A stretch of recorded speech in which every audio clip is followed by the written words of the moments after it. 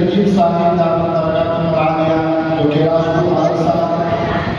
لڑکیوں کا ایک بڑا ادارہ چلاتے ہیں، وہاں کے تشریف لائے ہیں، ہم آپ کا بھی تہہ دل سے خیر مقدم کرتے ہیں، استقبال کرتے ہیں۔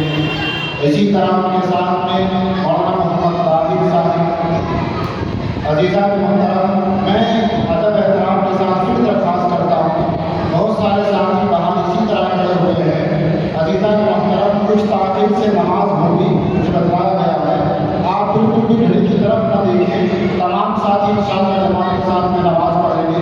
مہمانان خصوصی باقاعدہ راستے میں ہیں، آ رہے ہیں آپ کے درمیان میں، بہت قیمتی باتیں ہو رہی ہیں، اللہ ہم سب کو عمل کی توفیق عطا فرمائے۔ عزیزان محترم، آج کی ہماری قوم کے اندر ہر علم و فن کے لوگ موجود ہیں، باطل سے ٹکرانے والے، تسبیح و تحلیل، ذکر و اذکار کے ذریعے راتوں کو زندہ کرنے والے، مسند تفسیر و حدیث سے قال اللہ و قال الرسول کی روح پر پھول لٹانے والے، سائنس اور ٹیکنالوجی کے میدان میں اپنی قابلیت کا سکہ جمانے والے،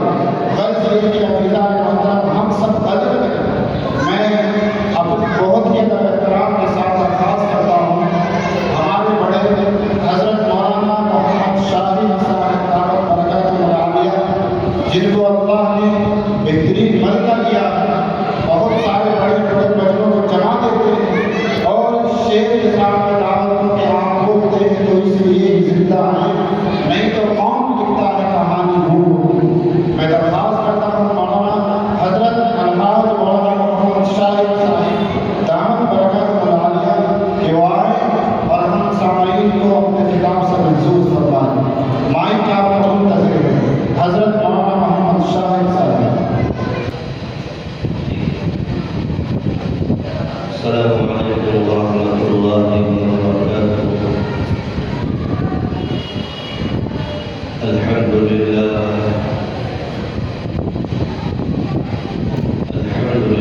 رب العالمین والعاقبۃ للمتقین والصلاة والسلام علی رسولہ النبی الکریم، أما بعد فأعوذ بالله من الشيطان الرجيم، بسم الله الرحمن الرحيم، قال الله تبارك وتعالى في الكلام المجيد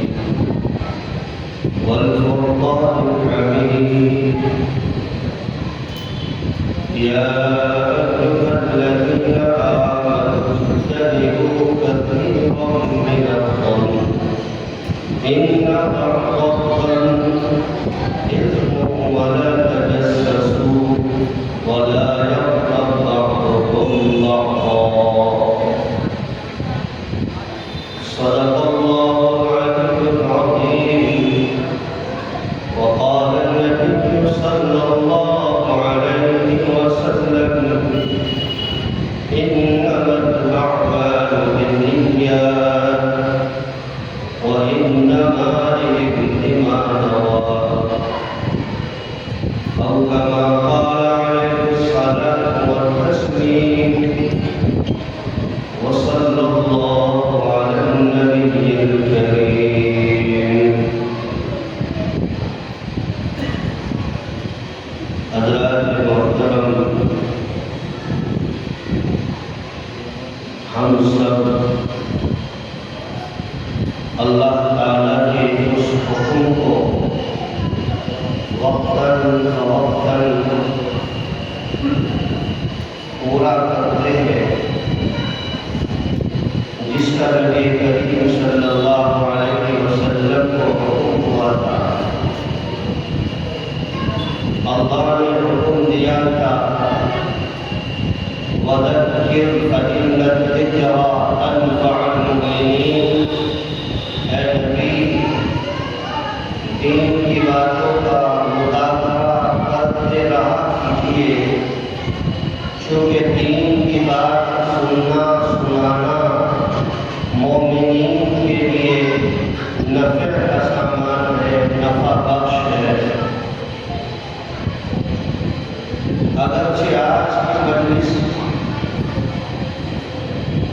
ایک شخصیت کی آمد کا منعقد ہے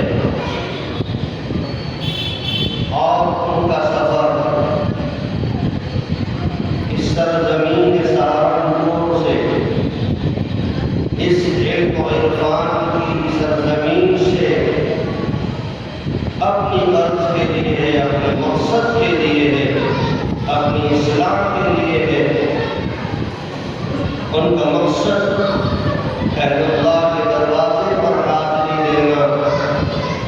خانقاہوں سے، بزرگان دین سے اور اس مادر علمی مظاہر علوم سے اور ان کے اکابرین سے استفادہ کرنے کے پس منظر میں تھا، لیکن یہ ہم سب کے لیے سعادت مندی کی بات ہے کہ اہل بستی اس اسلام آباد، یہ بھی ہماری محرومی کی بات ہے کہ ہم نے اس کا شروع میں نام اسلام آباد سنا تھا، رکھنے والوں نے معلوم نہیں کیا سوچ کر رکھا ہوگا، لیکن کثرت استعمال سے اس طریقے سے شاہ ہارون پور ایک عظیم شخصیت کے نام سے اس بستی اس شہر کا نام شاہ ہارون چشتی رحمۃ اللہ علیہ کے نام پر ہے، لیکن کثرت استعمال سے سہارنپور بن گیا۔ اب کوئی اسلام آباد کو تو جانتا ہے، نہ ہاتھا کھیڑی کو جانتا ہے۔ ہاتھا کھیڑی میں بھی ایک محتاط انداز کے مطابق کم و بیش 100 سے زائد مساجد ہوں گی، لیکن الحمدللہ اس مسجد کو جو مرکزیت حاصل ہے اور اللہ نے اس کو خاص قبولیت عطا فرمائی ہے، اس جگہ کا اسی لیے انتخاب کیا گیا کہ یہاں تمام حضرات کو پہنچنا آسان ہوگا اور مہمان کے شان اور ان کے علم سے ہم فیضان اکتساب کر سکیں گے اور کچھ سن سکیں گے۔ کہ میرے بھائیوں، جیسے کہ مجھ سے بہت سارے ہمارے علماء دین کی باتیں، قرآن کی باتیں، حدیث کی باتیں سنا رہے ہیں، لیکن ایک مثل مشہور ہے، گھر کی مرغی دال برابر۔ یہ تو کھاتے بڑی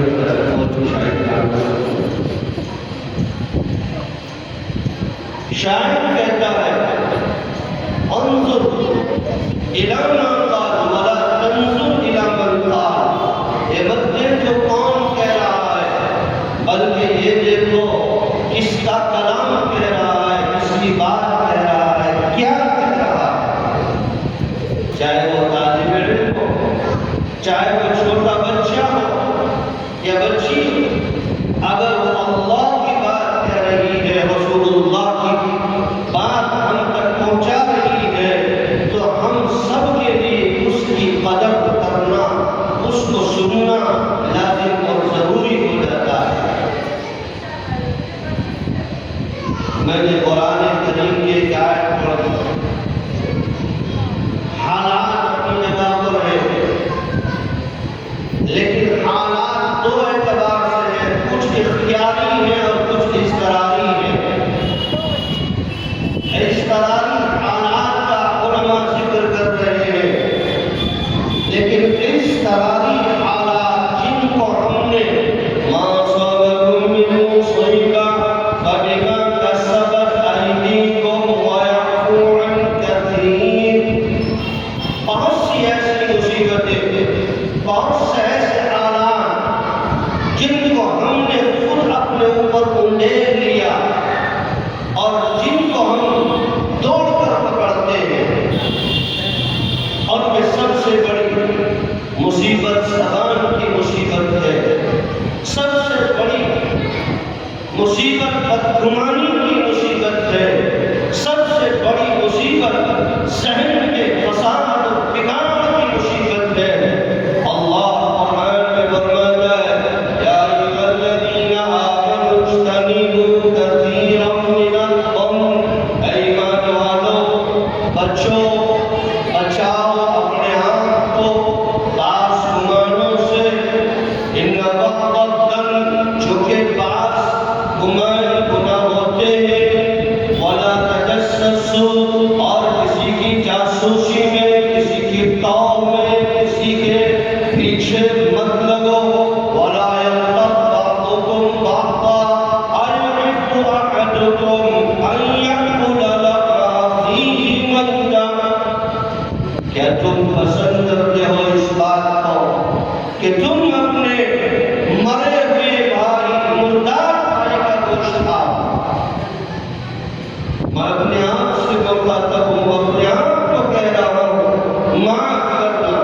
آج معاشرے میں، سماج میں ایک ایسا گناہ جس کی گناہیت، جس کی برائی ہمارے ذہن سے، دل و دماغ سے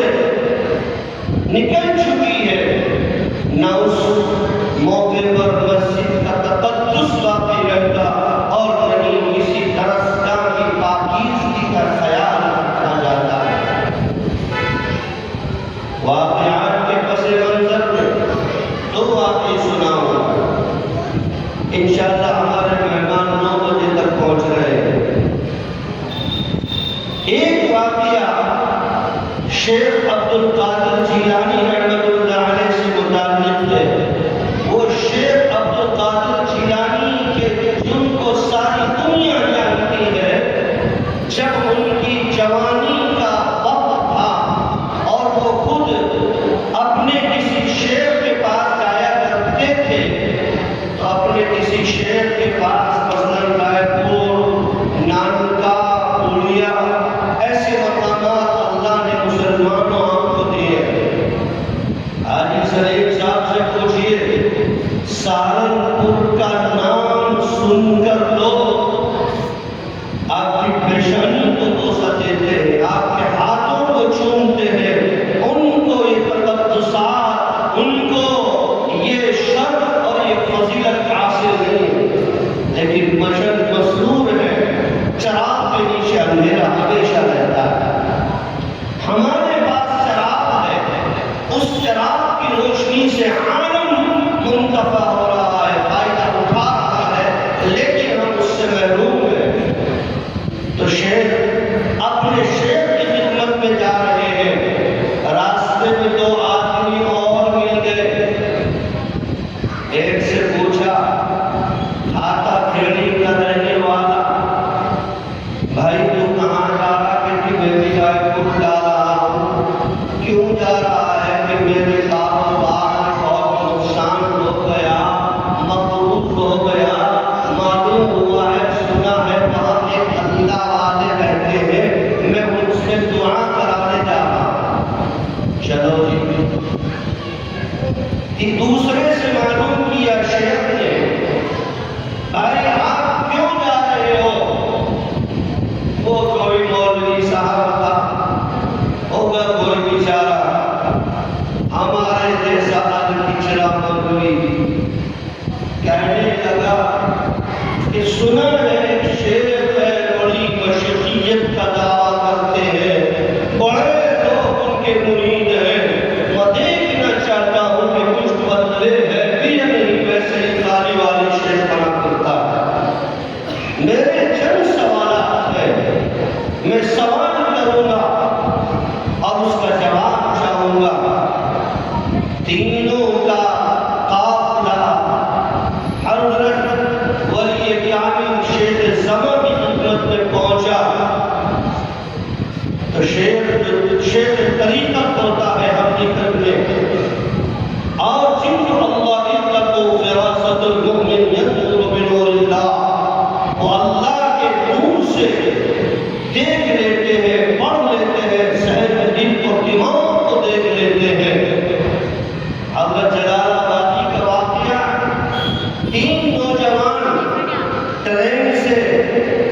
اسٹیشن پر جلال آباد اترے، خانقاہ میں جانا چاہتے تھے۔ ایک نوجوان کی نظر ایک حسینہ خوبصورت جوان لڑکی پر پڑی، کہنے لگا لو جی ہمیں تو ہوگی اجازت۔ جب وہ تینوں حضرت رسول محمد جلال آبادی کی خدمت میں پہنچے تو حضرت نے سب سے پہلے اسے ہی کہا بھائی تم کیا لینا آیا، تجھے تو زیارت ہو گئی کوئی بس تو چلا جا۔ تو اللہ والے ہوتے ہیں تو پہنچ گئے۔ جب اس ولی کامل کی خدمت میں پہنچے تو حضرت نے سب سے پہلے اس عامی انسان کو کہا کہ اے آنے والے، اگرچہ تیری نیت باقی ہے، اس نیت سے اللہ والوں کے پاس نہیں جاتے، لیکن تیرا عقیدہ درست ہے، تجھ کو عقیدت ہے، محبت ہے، جا جو تیری نیت ہے، ارادہ ہے، تجھے دولت چاہیے، مال چاہیے، اللہ تجھے مالدار بنائے گا۔ اور میں دیکھ رہا ہوں کہ سونے چاندی کے تیرے چاروں طرف ڈھیر لگی ہوئی ہے، تاریخ میں لکھا ہے کہ وہ انسان مالدار ہو گیا۔ اس عالم کی باری آئی، حضرت نے کہا کہ جناب آپ کی نیت بھی غلط اور آپ کی عقیدت بھی غلط درست، آپ سوالات کرنے آئے ہو، آپ کا پہلا سوال اس کا یہ جواب، تمہارا دوسرا سوال اس کا یہ جواب، تمہارا تیسرا سوال اس کا یہ جواب، اور چلے جائیے، تم کو حجت کی عادت ہے، اور میں دیکھ رہا ہوں کہ تم ایمان پر نہیں، اسلام پر نہیں، بلکہ تمہارا کفر پر ہوگا۔ الیاس باللہ، علمان الحفیظ تاریخ میں لکھا ہے کہ اس انسان کو بحث و مباحثہ کرنے کی عادت تھی، عیسائیوں سے مناظرہ کرتے ہوئے وہ ہار گیا، اس نے عیسائیت قبول کر لی اور عیسائیت پر ہی اس کا خاتمہ ہو گیا۔ میرے بھائیو، اللہ سے یہ دعا کرنی چاہیے، ربنا لا تزغ قلوبنا بعد إذ هديتنا وهب لنا من لدنك رحمة إنك أنت الوهاب۔ اے اللہ، تو نے ہدایت بھیجی، اس ہدایت پر ہمیں ثابت قدم رکھنا، وثبت أقدامنا۔ معلوم نہیں کب ایمان کی حد سے باہر نکل جائے، معلوم نہیں کب ایمان نکل جائے، اسی لیے حدیث میں آتا ہے صبح میں شام میں توبہ کرو، اپنے ایمان کی تجدید کرو، صبح کو مومن، شام کو غیر مومن، شام کو مومن، صبح کو غیر مومن۔ حضرت نے شیخ عبد القادر کو فرمایا، کہا اے عبد القادر، تیری نیت درست اور تیری عقیدت درست، میں دیکھ رہا ہوں کہ تو بغداد کی مسجد میں بیٹھ کر کیوں کہہ رہا ہے قدمی ہادی علی رغبت الاولیاء، کہ میرا پیر تمام اولیاء کی گردن پر۔ وہ شیخ عبد القادر اپنے وقت کے اولیاء کے امام بنتے ہیں۔ ایک حدیث اور سنا کر میں اپنی جگہ لے جاؤں، میں اس لیے اپنے آپ کو سنا رہا ہوں، میرے بہت سے طالب علم کے ساتھ یہاں پر موجود ہیں، میں سب سے زیادہ حقیر اور فقیر ہوں۔ روایت ہے ابو ہریرہ رضی اللہ تعالیٰ عنہ کی، ابو ہریرہ راوی ہے، حضرت ابو ہریرہ فرماتے ہیں ایک روز ہم مسجد نبوی کے صحن میں بیٹھے، رسول مقبول صلی اللہ علیہ وسلم کا گزر ہوا، آپ کی حضرت تشریف لے آئے، ہم اپنے آج کے اس بزم میں اور نورانی مجلس میں یہ کہیے کہ اس مجلس میں سید شامل ہو جائے تو ہمارا کام بن جائے۔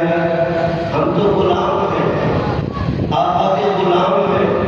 آقا کے غلاموں کے غلام ہیں، ہماری جو نماز تھی ان کے اوپر ضرور پڑھے بغیر نہیں ہوتی، اللہم صلی پڑھتے نہیں، اللہم صلی علی محمد وعلی آل محمد۔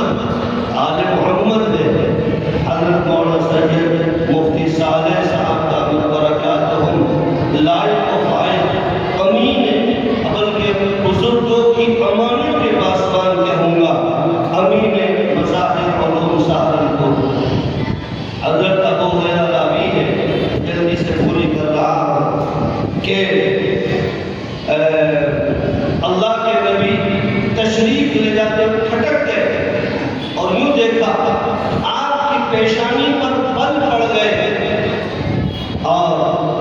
آپ نے مجمع کو دیکھ کر یوں کہا، لوگوں میں دیکھ رہا ہوں تمہارے درمیان ایک انسان ہے اور جہنم میں اس کی داڑھ، اس کا دان بہت پہاڑ سے بھی بڑا ہے۔ اللہ اکبر! کون موجود ہے؟ صحابہ کی مقدس جماعت موجود ہے، ہم شمر نہیں، ہم جیسے گفتار غازی نہیں جو عمل سے گورے ہیں، صحابہ کی مقدس جماعت۔ ابو ہریرہ کہتے ہیں یہ سننا تھا، ہم پر قیامت طاری ہو گئی اور ہر کوئی لرزنے لگا، کانپنے لگا اور اپنے اعمال کا محاسنہ اور محاسبہ کرنے لگا۔ ابو ہریرہ کہتے ہیں وہ تمام کے تمام ایک ایک کر کے کچھ غزوے میں شہید ہو گیا، کسی کا خاتمہ ایمان پر ہوا، کسی کی نماز اللہ کے نبی نے پڑھائی، دو رہ گئے، توجہ، دو رہ گئے، ابو ہریرہ اور دجال بن عنفہ۔ ابو ہریرہ دیکھتا ہے کبھی دجال بن عنفہ کو جو حافظ قرآن بھی ہے، تہجد گزار بھی ہے، اشراق اور 4 طوافین کا پابند بھی ہے، داڑھی گنڈی، عصا، جبہ قبہ تمام چیزیں موجود ہیں، اس کی عبادت پر رشک آتا ہے۔ ابو ہریرہ کہتا ہے یہ تو جہنمی نہیں ہو سکتا، ابو ہریرہ ممکن ہے تو جہنمی ہو۔ اللہ اکبر! اللہ کے نبی کا انتقال ہو گیا، نبی کے بعد خلیفۃ المسلمین امیر المومنین حضرت ابو بکر صدیق رضی اللہ تعالیٰ عنہ کا زمانہ آیا۔ آپ کے زمانے خلافت میں مسیلمہ کذاب نے نبوت کا دعویٰ کر دیا۔ ابو بکر نے دجال بن عنفہ کو ایک وفد کے ساتھ اس کے پاس اس کو سمجھانے کے لیے بھیجا۔ یمامہ کے اندر دجال بن عنفہ جب مسیلمہ کذاب کے پاس پہنچا، مسیلمہ نے اس کو اچک لیا اور اس حسین، حریص اور ملعون دنیا کا لالچ دے دیا۔ کہا دجال کہاں ٹھوکریں کھاتا پھرتا ہے، کہاں در در پھر رہا ہے، میرے علاقے پر قبضہ کر لیا، میری حکومت قائم ہو گئی، آ میرے ساتھ مل، آدھی حکومت تیرے نام کرتا ہوں، بس منبر رسول پر کھڑے ہو کر ایک بات کہہ دینا کہ دجال کو بھی نبی نے نبوت میں شریک کر لیا تھا۔ سلمانو، دنیا کا میں جانا کوئی کمال نہیں، ایمان کے باقی رہنے کی ضمانت نہیں، دلیل نہیں۔ جی یہ دنیا بڑی دھوکے کی جگہ ہے، الدنیا کأنک غریب او عابر سبیل۔ بس اس دن دجال نے منبر پر کھڑے ہو کر ایک جملہ کہا اور کہا، لوگوں میں گواہ ہوں کہ رسول اللہ نے مسیلمہ کو اپنی نبوت میں شریک کیا تھا۔ بڑے بڑے علماء حضرت ابن کثیر و دیگر علماء لکھتے ہیں کہ مسیلمہ کذاب کا فتنہ اتنا خطرناک نہیں تھا جتنا دجال بن عنفہ کے ایک جملے نے جو اس نے منبر پر کھڑے ہو کر کہہ دیا تھا۔ ایک دن اور ایک اعلان سے ہزاروں لوگ گمراہ ہو گئے اور اسلام سے خارج ہو گئے، مرتد ہو گئے۔ تو میرے بھائیوں، یہ واقعات ہمارے لیے عبرت کا سامان ہے۔ ہم اپنے ایمان کو ان بستیوں کو